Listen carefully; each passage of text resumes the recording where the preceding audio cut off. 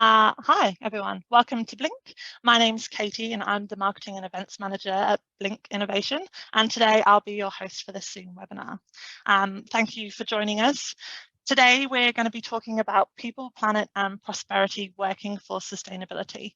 Does the want to pursue sustainability differ depending on the farm focus and practices?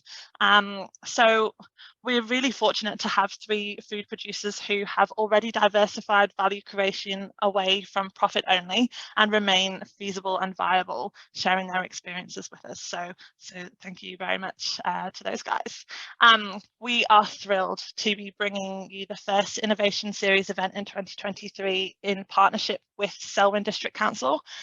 Blink's partnership with Selwyn Council on this event in particular is so prevalent today because both Blink and Selwyn District Council feel so passionately about the topic of sustainability and how it should be a real focus for this region to be looking at ways to move forward. And also equally seeing the importance of building knowledge and capabilities for farmers and creating an awareness of what's happening and what's also available in the local community. So most of you are likely aware of what Selwyn District Council do, but perhaps if you haven't attended one of our events before, it's not as obvious what Blink does. So we are a business unit for Lincoln University. We are an agricultural innovation hub, which is a bit of a mouthful. We specialise in the facilitation of innovative ideas, not only in Canterbury, but nationwide. We hold events primarily focused around innovative solutions and inspiring people at farm gate, industry and academia. So before we get on to hear from each of these fantastic individuals, I'm just going to go over some housekeeping. So firstly, as a default, all participants are muted and all of your webcams are switched off, so don't panic, we can't see or hear any of you. This webinar will be recorded and sent out after the event, which means that you can just spend more time listening rather than taking notes. And there will be a Q&A session once all of our speakers have finished. So please use our Q&A button at the bottom of your screen. So I'll read out those questions on your behalf. And I'll just give you a bit more instruction on how that will run as we get there. Okay. So that's enough of me speaking and on to the really interesting part. I would love to welcome our first speaker, Jared Clark, and because he will do it much better than I could, I'm just going to hand straight over to you. And if you'd like to start by introducing yourself, Jared, and I'll just get those slides lined up for you. Okay, so can you see me now? Yes. Right, okay, yep. Rightio, I'll carry on the way I am. So good morning, everybody. My name is Michael Porter. We farm in St Andrews, just south of Timaru. We're 480 hectares mixed arable, and we have a 420 hectare harvest, 700 ewes, 44 R2 cattle, and 15 hectares of trees. The interesting thing is that we are, I'm sort of wondering where to start here. We farm on hills, and my passion for a start was really arable farming, and so I really wanted to get into that. And so with the aid of an arable farmer down in mid-Canterbury, I went through the financial exercise of whether we would be able to move down to there onto a traditional arable farm, which would be flat, square, intensive, irrigated, that sort of thing. Turned out I couldn't do it because in 1983, the end of 83, we doubled our acreage here and took on quite a lot of debt. And then, of course, in 1984 was election year. And so we were one of the farmers that got caught really badly. We went down to negative 9% equity. We had 2 years in a row. We lost around about 20% of our gross income was a cash loss. And we accumulated a lot more debt. So I'm carrying a lot of intergenerational debt here. And so that's my big problem is lack of venture capital. But that's the problem with a lot of businesses. So anyway, we just had to try to adapt to make things work here, because when I started working on the farm here, it was only a matter of about 3 months before I noticed that through cultivation on the hills, the fences were starting to lose their bottom wires, and I could see a lot of problems coming up in the future. And I talked to my father about it, and he says, oh, well, I guess we'll just have to get an excavator and pull that soil back up on the hills or back up off the fences. And I said to him, no, that is not the answer. All that would do would be to fix the fence problem, not the soil problem. So I've obsessed with soil quality and with everything to do with soils ever since. That's taken me down the road of no-till. The no-till I thought was the answer, because it would we would not only improve our soil structure, we would also improve moisture holding capacity, and we would be able to stop our soil erosion.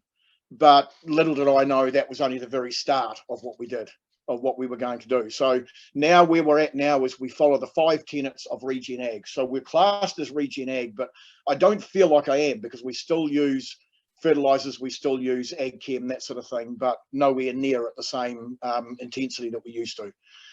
So the 5 tenets of regen ag, for those that don't know, are little or no soil disturbance. We can tick that because we're no-till. We're 100% no-till since 1998. We haven't cultivated anything. So it just goes to show that it can be done. Otherwise, I'd be one of those guys that was on the radio talking about how we do things and how great it is, and then 5 years later, they're gone. You'd never hear the guy.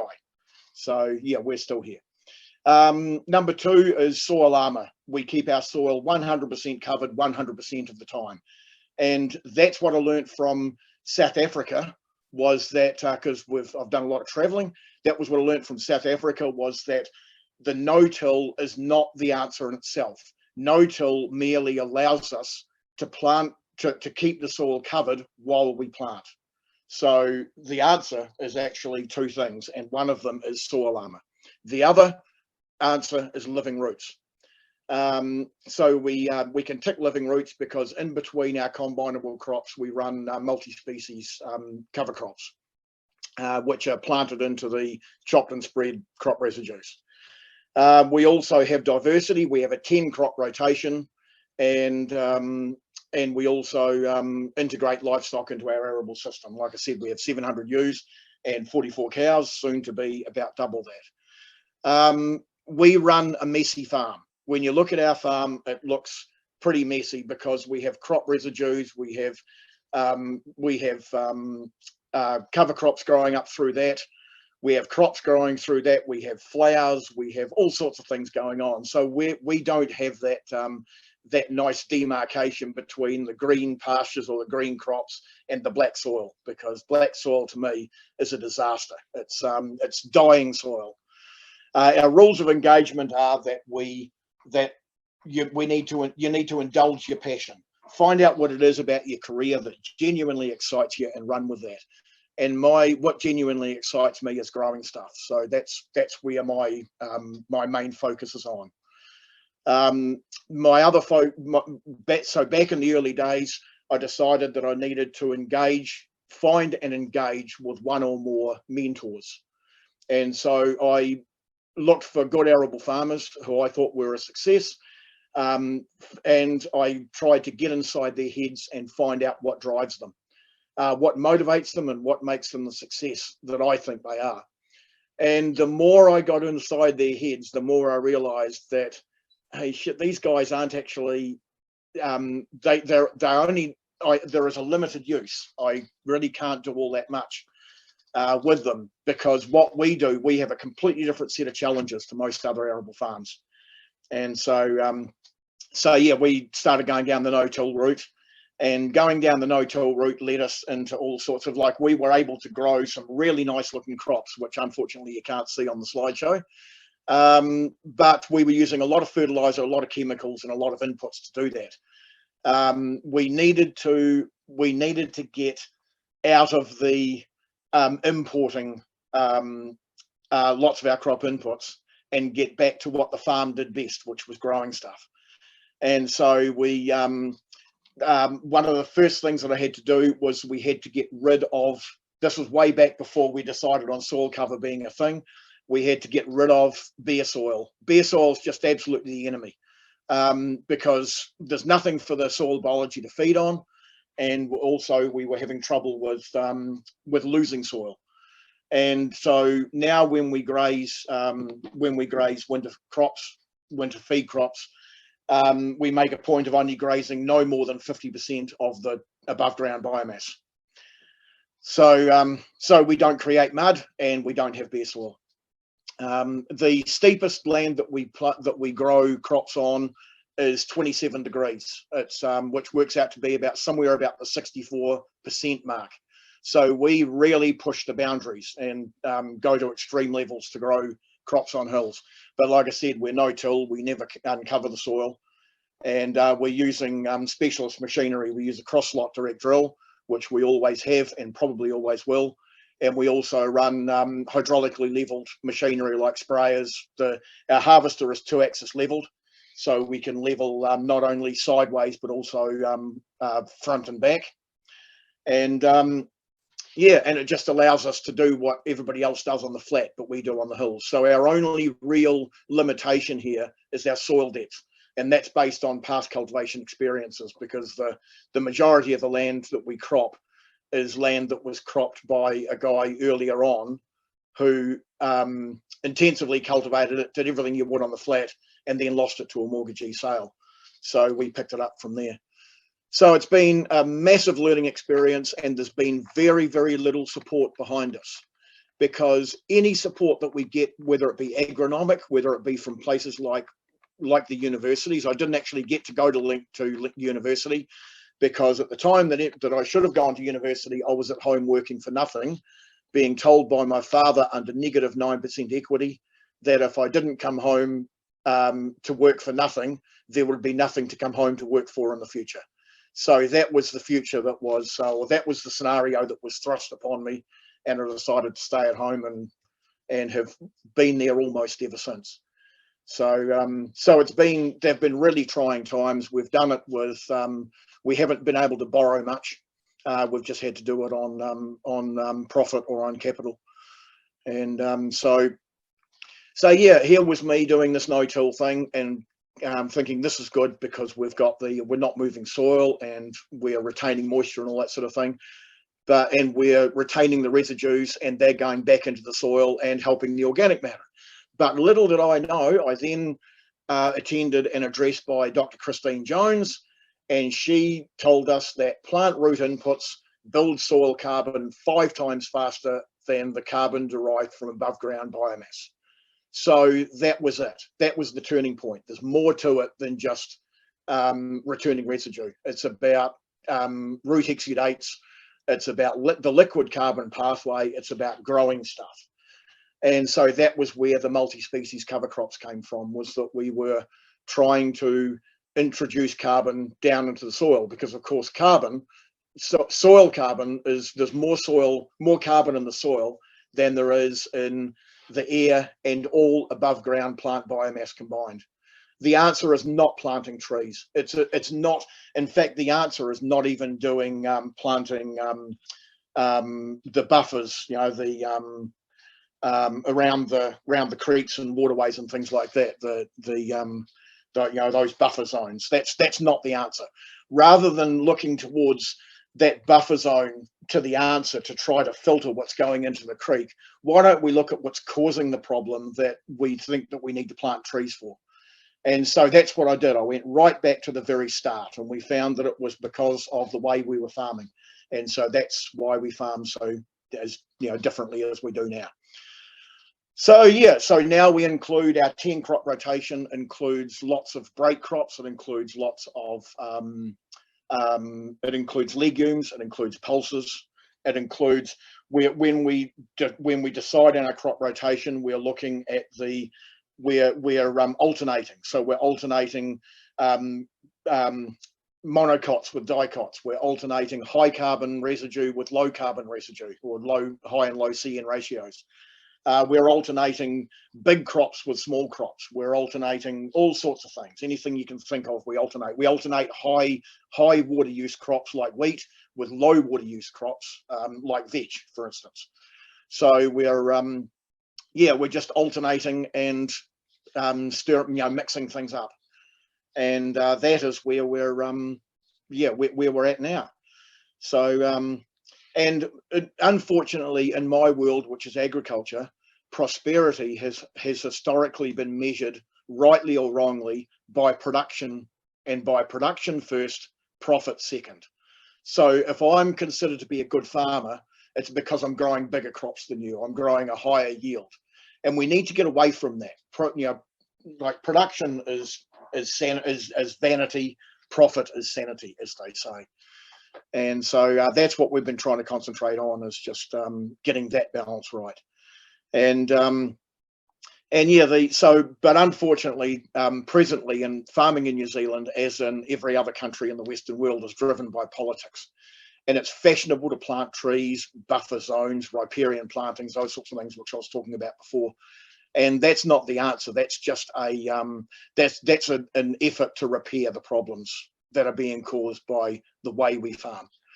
So as far as the 3 Ps go, people, it's for me, it's about family, and it's about human interaction. And human interaction is about respect and understanding.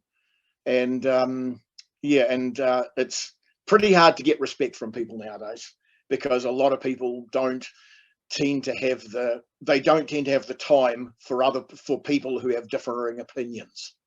And that frustrates me a lot. Profit is about financial security. Financial security for me is a hard one at the moment, because we're carrying this intergenerational debt. And that's just a devil that I have to live with. So, and prosperity for me is work-life balance. Prosperity is not about money, it's about freedom. Freedom is brought to me by financial security, but also by knowing that, like when my uncle retired, he said to me that retirement is not about stopping work, it's about choosing the way you spend your day. And so, so that's sort of more, that's where prosperity is for me. Prosperity is freedom.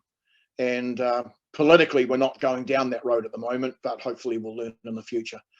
So yeah, unfortunately, without that slideshow, I can't show you some really exciting things that we're doing. But yeah, hopefully that's as good as I can do. Yeah. Fantastic. Thank you very much, Mike. Really interesting stuff. And I really appreciate you doing all of that without your slides. So well done. What we can do is, if you wanted to share with me your slides, and we can send them out with the recording of this. So hopefully people can review them themselves. And so now it's time to introduce our third and final speaker for this morning. And again, because you'll just do a much better job than I would, if you wanted to introduce yourself, Darren. And if you wanted to start sharing your slides. Yeah, absolutely. Cool. I'll just get my slideshow up.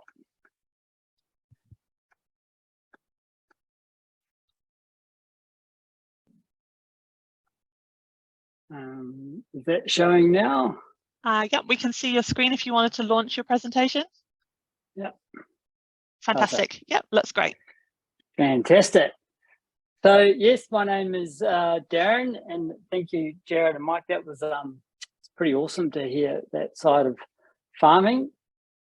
I'm going to speak on slightly different side that we're doing here at Mount White Station, and I feel really privileged to be asked today to come and, I guess, share our story. It's quite a new story on a very historical and long-standing, station here at Arthur's Pass at Mount White. A little bit about my background. I've been here at Mount White Station just over a year, and prior to that, I was in tourism up in a little town called Ohakuni for the last 12 years. We had our own business there, running accommodation, mountain bike tours on the Mountains to Sea cycle trail, and we had a ski shop as well, renting skis for those keen beans heading up to Turo or Mount Ruapehu. And then prior to that, I was in outdoor education for a long time, doing sort of outward bound type stuff and interesting places around the world as well. So, fortunately, we found ourselves here at Mount White. It was a bit fluky how we ended up here, but it's a startup project on the tourism side of things. And a little bit of background on Mount White Station. So it was established around 1857. It's 40,000 hectare high station farm up in Arthur's Pass, or the eastern side of Arthur's Pass. It has a long history. It's had many owners and farm managers and shepherds and workers that have been through the property. Probably most of you know it or have heard of it. It always amazes me when I'm traveling around with our big logos on the side of our vehicles, how often we get pulled over for somebody to tell us a story about their shepherding time or their father surveying. Or for one particular lady in Punakaiki, who her father answered an ad in London. They were advertising for bullock drivers, and he applied for a job and found himself in New Zealand driving bullocks at Mount White Station, and that's how their whole family come to New Zealand. So it's definitely a place that is incredibly special for many people.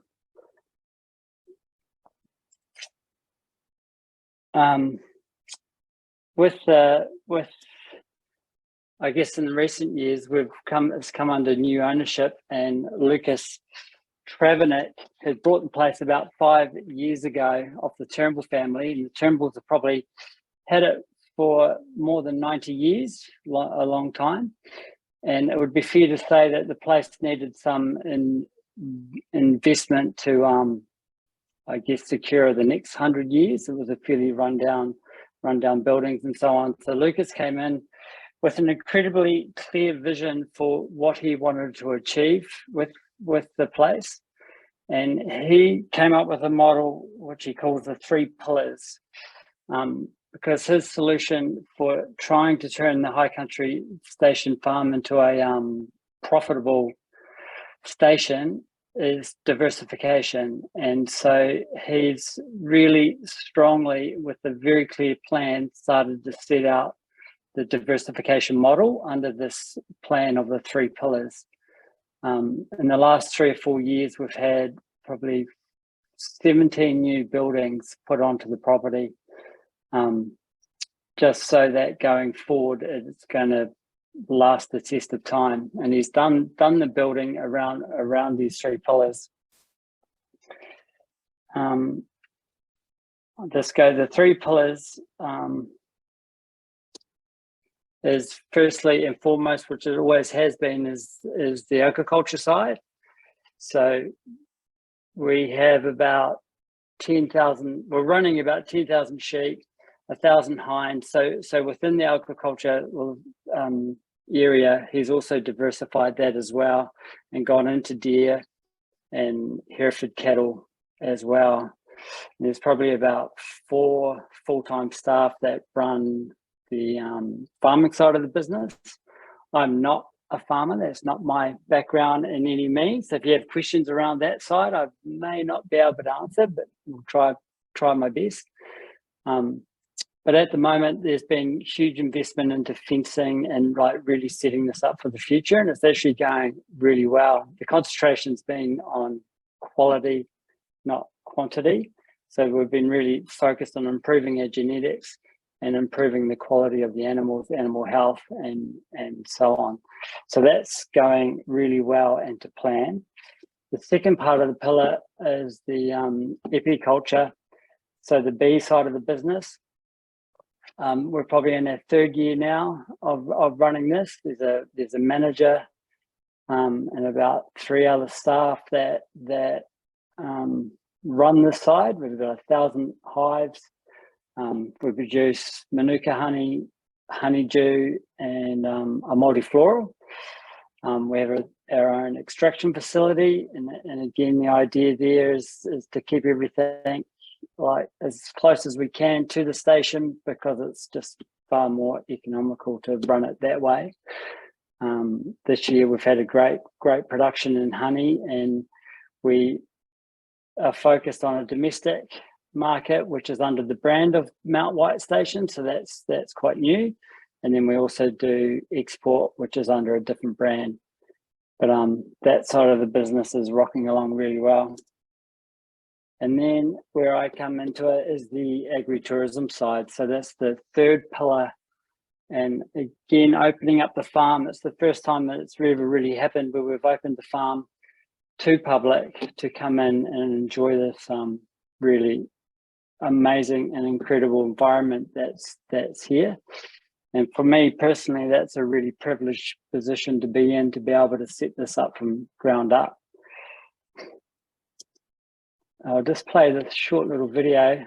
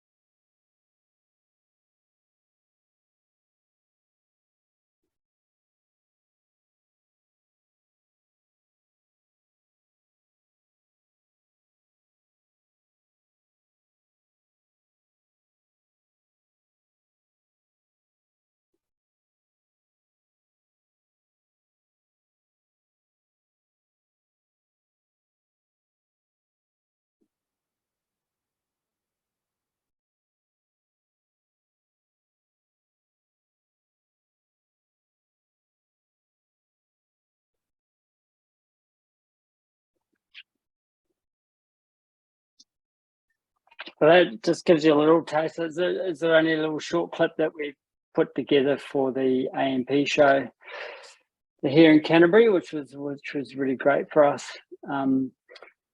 So my team is me and my wife, where we've done everything together, and then we have a cook here as well. And when we first started a year ago, we basically inherited this building here, which is a brand new purpose-built lodge. It's called the Shearers Quarters, or we know it as SQ. I won't talk too much, but it's got 24 beds in there.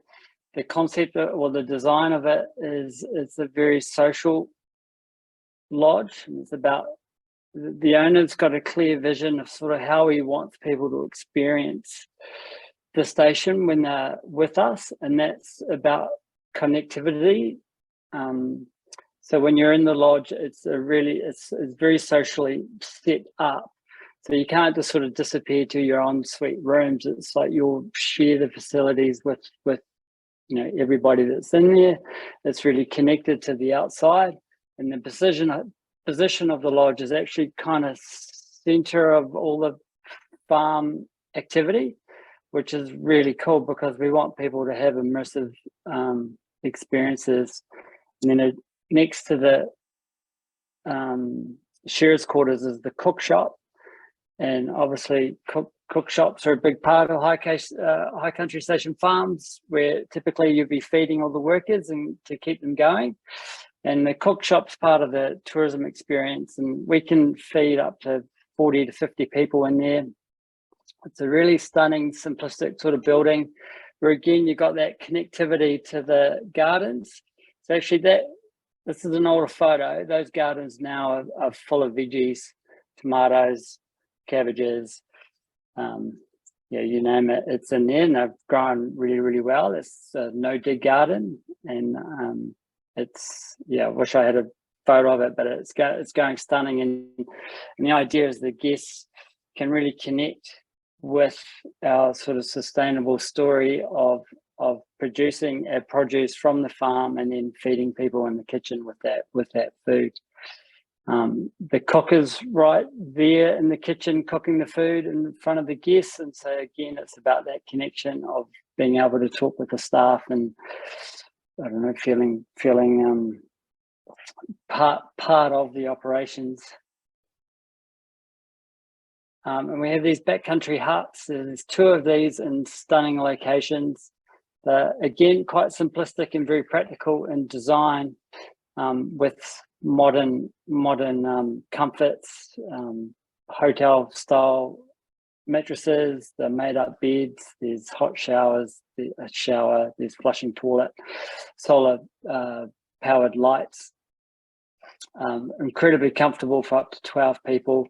But it's not really about the hut, it's about the locations that they're in. And you sort of get a sense of that in the background there, that they're really remote. And the idea is that when you're out there, you've got 100% exclusivity, and it would be pretty rare that you would see someone else. You just see incredible vistas, incredible land, and another really great way to sort of connect with that environment. And then, so the first thing we did when we started is we asked the question, what type of customer do we want? And then what kind of experience do we want them to have? And when it comes down to the customers, there were some key things. The way the lodge is set up and the huts are set up is we really identified that groups was the best solution for us. So corporate groups, family groups, special interest groups, whether that's photography, mountain bike clubs, walking clubs, etc. That has been our focus, and our whole marketing plan has been around basically getting groups into the place, which has been going really well, in particular with the corporate groups. And then we wanted people to stay for long stays, so at least 2 nights. We're not sort of really interested in the touch and go kind of tourism. We kind of believe you make a fair bit of effort just to get into the lodge and then, or into the station, and then to really truly benefit from the experience is you need at least 2 nights, if not 3. And we're finding that people at the moment, sometimes we have been taking 1 night bookings, but they regret that decision because they kind of figure out there's so much to do and see, and it's such a great place to relax and be, that they want to stay for 2 to 3 nights. And now we're finding ourselves, people are rebooking for an extra night, and particularly the corporates actually, which is really, really great. So we're really going for that longer stay, and that you immerse yourself in our environment and get a chance to connect with the land and the story of like where their produce is coming from. And it's the story we certainly love to share and tell. And we wanted soft travel, like our customers to be into mountain biking, hiking, horse trekking, so that they're moving around slowly and softly. We get a lot of people asking about enduro motorbiking and quad biking and so on, and that's not an angle that we're going for. It's more the mountain bikers and the people that are, I guess, taking the time to really immerse themselves into the environment. And that's been going really well as well. We've had cyclists that come in, and there's I don't know, some of them have done over 100 Ks of biking out the back. There's a lot of terrain for them to go visit, and then there's plenty of hikes to do as well.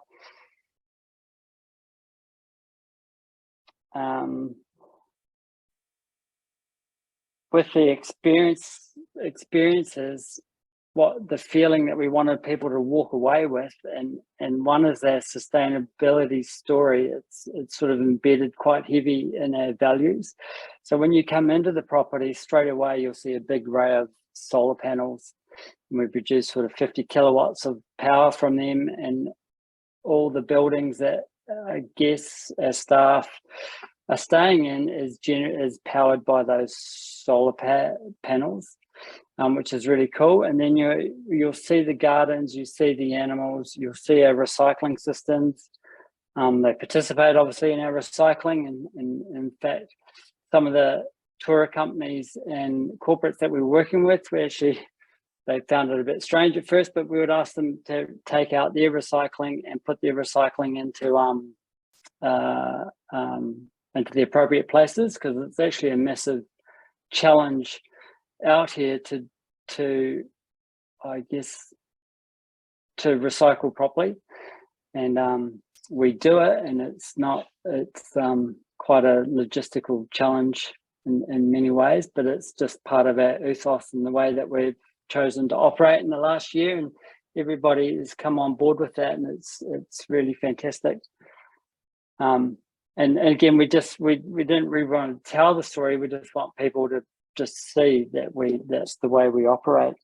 We wanted safe experiences, and we've put a lot of effort and time into our sort of OH&S side of things to ensure safe. Like, we don't have mobile phone coverage out here. There's Wi-Fi in the main buildings, but as soon as you leave the buildings, there's no Wi-Fi, and that's actually on purpose, because again, when people come out, and this is something I believe that the farmers just do and understand it, but when you come from a city, you're always so used to being connected into that world, and it's actually a big deal to disconnect yourself. So we want people to kind of disconnect themselves from the real world to sort of reconnect with the land and the nature out here. So we love the fact that once they're outside, you're not connected.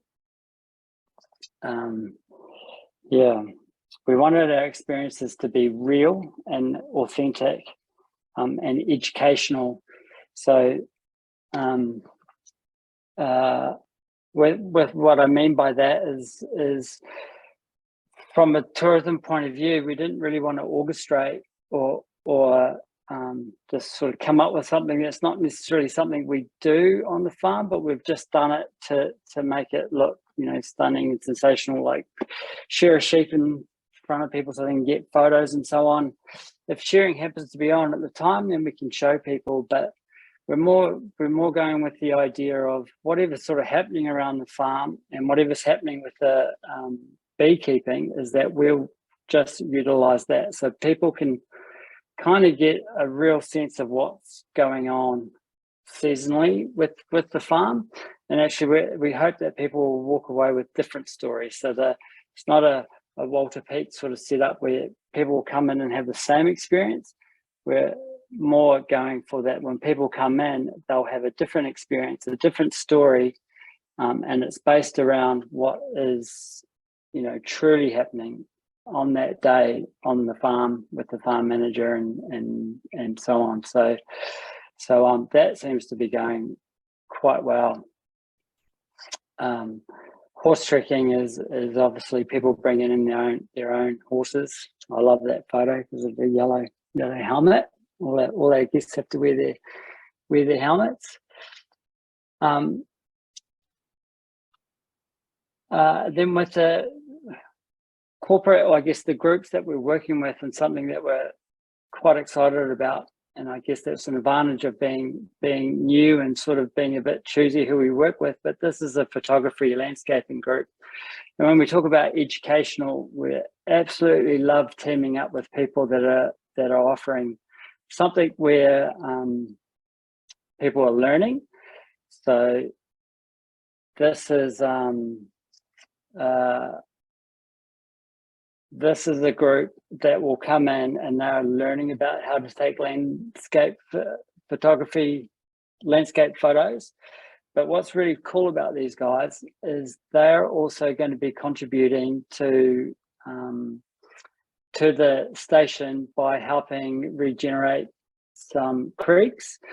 They'll be sort of participating in tree planting and plant eradication, weed eradication, and possums, stoats, and trapping, and so on.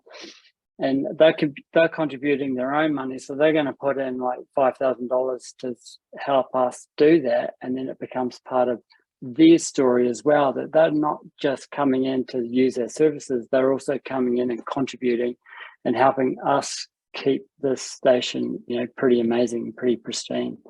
And those are the kind of partnerships that we're really chasing after. And so far we have a wellness program that are doing something very similar, and then there's also a swimming a swimming tour group that come in and want to swim in beautiful places, but they're also buying into the giving back to the station as well, which I really love it, and we get a chance to tell our story to them as well.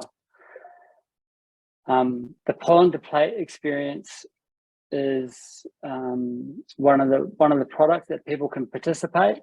And when I talk about keeping things real, this has gone really well. So basically the concept is we'll suit up our team and they'll head out to wherever the beekeepers are working, and they basically just immerse themselves in with the beekeepers. The manager, Tim, will come out and meet them and then bring them into the hives and then just start talking through basically what they do on a daily basis.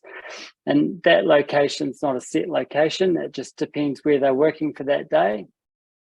And so they get fully immersed into that environment, and then we bring them back here to the extraction plant in the storage area and explain how all that works. And then we're going to do honey tasting, where they sample the honey, the different types of honey, because the flavors, it's really cool to describe that. And then then of course they get a chance to purchase that honey at the end, which they always do.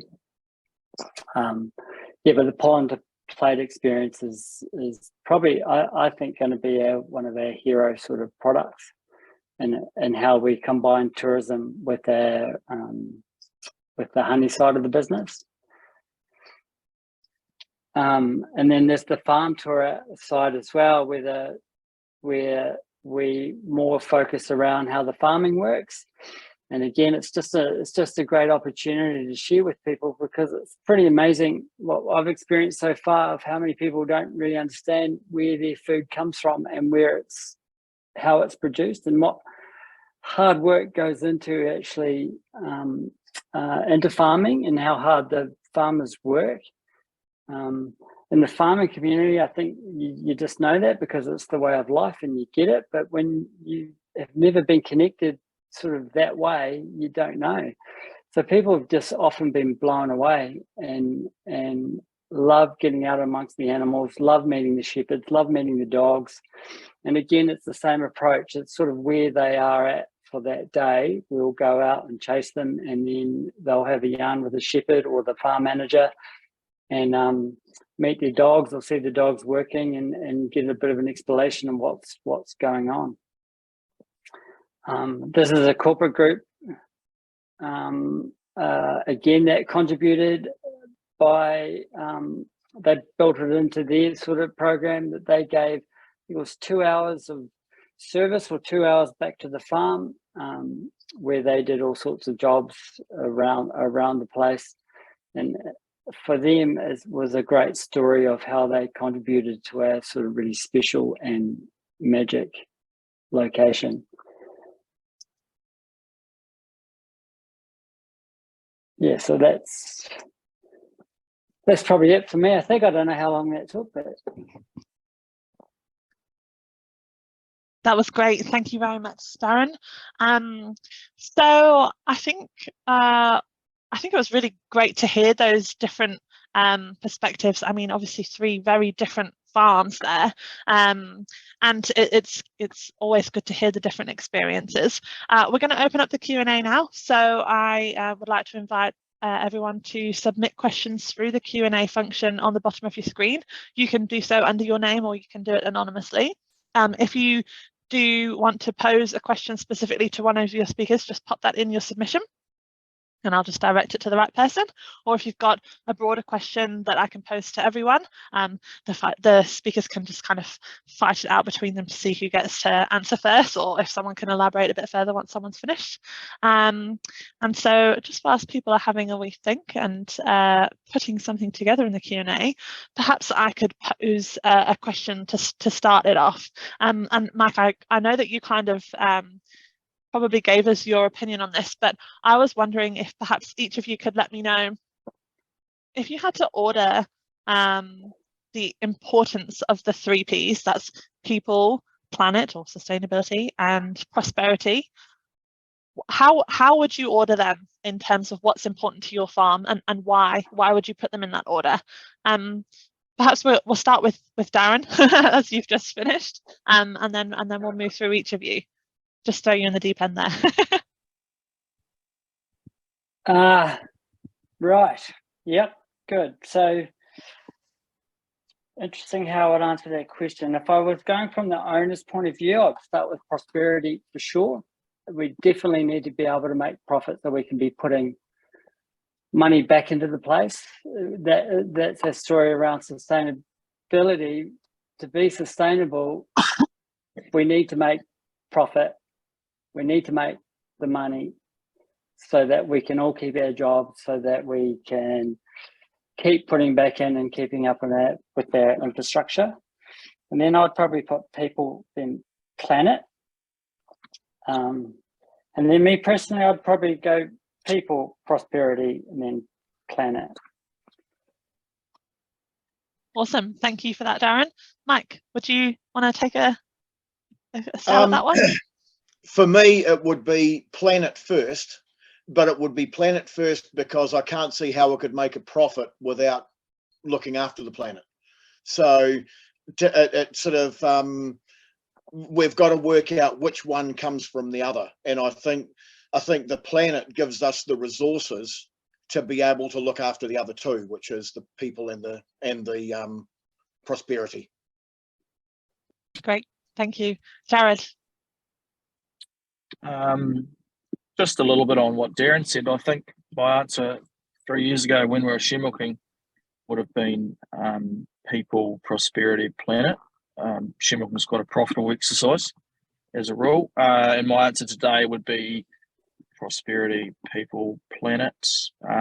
Really what similar theme. If we're not making money, then how do we put stuff back in, and what does the future hold? But people are very important to me, our team. Yeah. Awesome. Thank you for that. So just with that fill in, we have received a question, and this one is directed to Jared. Could you please explain the chlorophyll measuring process in your pasture? Oh, sure. So although I've got a science degree, that was quite some time ago, so I've forgotten more than I learned. So there's end sensors on our fertilizer trucks, and so they sit on. I'm actually in my truck. I'm going to do my next thing next, but this isn't a fertilizer truck. But there's a camera there and a camera there, back again, and so it's measuring the color of the grass, which is the chlorophyll density, and then it's feeding that information back to the belt, and the belt just goes slower or faster to increase the rate of N or decrease the rate of N. So in a practical sense, if you're putting on 50 kilos of sustain, for example, per hectare, you might set an upper ceiling of 75 kilos and a lower ceiling of 25 kilos. And so you're still going to hit 50 kilos across the whole paddock, and the parts of the paddock that are darker green, essentially, will get a lower rate because they've got a higher nitrogen content, and then the parts of the paddock that are lighter green will get a higher rate because they've got a lower nitrogen content. It's not an exact science. I've been in the fruit trucks enough times to like the concept of it. It costs us $1 a hectare, so that's yeah, it's a cost. It's not a significant cost. The challenge is that it's hard to know whether we're getting our money back for that. The idea is that I'm not sure what's the background of all the attendees, Katie? Sorry, one question. Today it's predominantly people from the ag industry working in various businesses that support that. We do have a few farmers, we have a couple of academics as well, so it's a bit varied. Sorry to give you a bit of a vague answer there, but I'm just not sure how much to explain about grass and different things. So most of you will know this. On a dairy farm particularly, all the nutrients get transferred to the front of the paddock, and then they get pushed to the edges of the paddocks and typically around the troughs, and it's our job to spread that nutrient evenly back out over the paddock. Oh, it's not our job. It makes good sense environmentally and financially to do that. Yeah. Lovely. Thank you very much for that, Jared. This question is for Mike. How are you dealing with the weeds of Canterbury in your 10 crop rotation system? That's easier than it sounds. It's about keeping the soil covered. That's the main thing. Like the reason why people in town would put peat straw on their garden is to suppress weeds. We try to do the same thing. So we're alternating high residue crops with low residue crops so that we don't get too much of a residue buildup, but we also need 100% soil cover. And if we alternate monocots with dicots, a monocotyledon with a dicotyledon, then it makes it easier for chemical control. If we alternate something like a pulse with a cereal, then it makes it easier for cultural control. We can also add in grazing for cultural control. So it's actually not as difficult as it sounds. The only one that is a challenge is grass weeds, because they tend to hang around. But even doing that, we're not growing, a grass weed is a monocot, and we're not growing monocots any more than once every second year. So we can still rotate them out. So I won't say we've got no weeds, but I will say that we have no more of a problem than anybody else. It's exactly the same with slugs. When with a no-tillage system, always having the soil cover, people talk about, oh yeah, but you must have a lot of slugs. And I'm saying, no, I've got no more slugs than anybody else. But the benefit I have is that I'm monitoring them more than everybody else. So when they get slugs, it's a surprise to them. Whereas when I get slugs, I'm actually going out looking for them.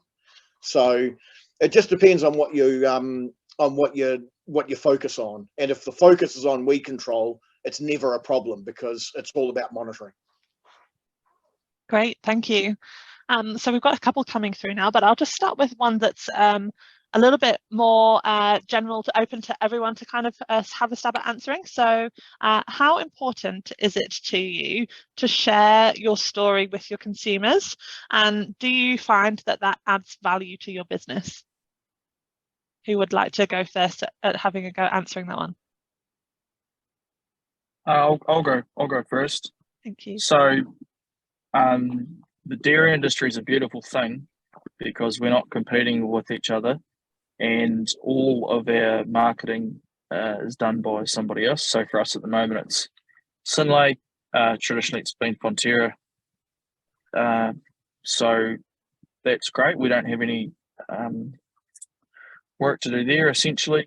And so any marketing or so forth that we do is really for stakeholders for us. So we do a little bit of that. So when I say stakeholders, so the my auntie and uncle down on the other half of the farm, the team that work on the farm, and various, there's a big team of people that is required to make a farm go. You've got a vet, an agronomist, guys that come and drive the fruit truck, 1,000 people I'm forgetting.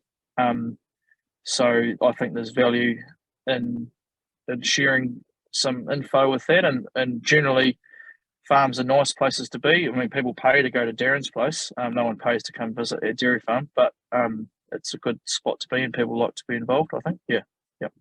Great, thank you. Darren or Mike, would you like to add anything?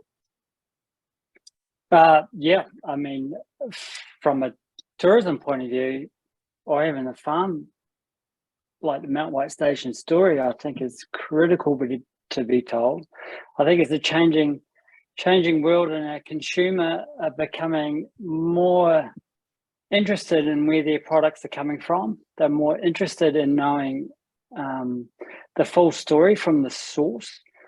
I think from an export point of view, even domestically, is people are becoming more, I guess the information is probably more easily ready if you're willing to tell your story. And they will choose a product based on the story as opposed to based on the price, if you like. And if that story really resonates with them, the food coming from the land to their place, that's where the massive opportunities lie. And I think as New Zealanders, we're very humble. We're not really that great at telling our story. We're not often, loud and proud, yet we have a fantastic story to tell. And so I think it's critical to to share and be really transparent about a story here in NZ, coming from farm to, let's say, plate. Great, thank you, Darren. Mike? Can you repeat the question, please? Yeah, so we're basically wondering how important it is for you to share your story with your consumers, and if you find that that adds value to your business. Right. It is very important to me to share the story, because there's a lot of misinformation out there. That's very easy to jump to conclusions, but there's virtually nothing that I can get that I can value add by sharing that story, because unfortunately for me, in the arable world, we deal in a world of FAQ, fair average quality, and it's very hard for me to add value without relabeling or personalizing our product. Yeah, Great. that's the downside of our industry. Yeah, thank you. So this next question, actually, this is another one for Mike. When engaging with mentors, what or how much of an input did they have with the operations of your farm? They had virtually none in the general operation. To me, it was more about, conversation, and most of that was carried out over the phone. So it was just, it was finding somebody who's willing to offer the information I needed to be able to make a decision. So they would, to them, it was guessing what the outcome would be if I told them what I wanted to do, or I would be asking them what they thought that I should do in my situation. So yeah, most of it was conversation. Great, thank you. Now we do have a follow-up question for Jared, but perhaps this is a conversation that you could continue offline. Just kind of interested in knowing a bit more about the company that creates the cameras and spreading tech that you were referring to before. I forget the brand name. It's quite common in spreading contractors in Mid-Canterbury. I think it'd be more than less will have them. Yeah, I'll get the name wrong. So we use R&R spreading, they use them. Jackson Spreading, which is just south of us, they use them. It's quite common. I can't remember the name though, sorry. Yeah. That's all right. Well, actually, those are all of the questions that we've had submitted. I could give it a couple more minutes for people just to have a think and see if they wanted to ask anything else. But I kind of feel like everyone's really covered a great amount in each of your talks then. So thank you again so much for joining us today and for sharing your experiences. Now, I'm really sorry. I'm just going to take a couple of minutes to just let everyone know about some other events that we have coming up, and I'll just actually share my screen.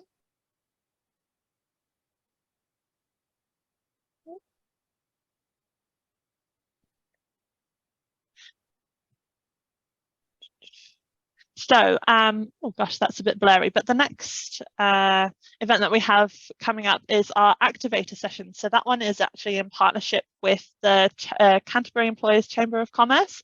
These are one-to-one mentoring sessions for anyone at any stage in their entrepreneurial journey. So this is really worthwhile if you need a bit of advice or connecting with the right people, or even just understanding the resources that are available within Canterbury.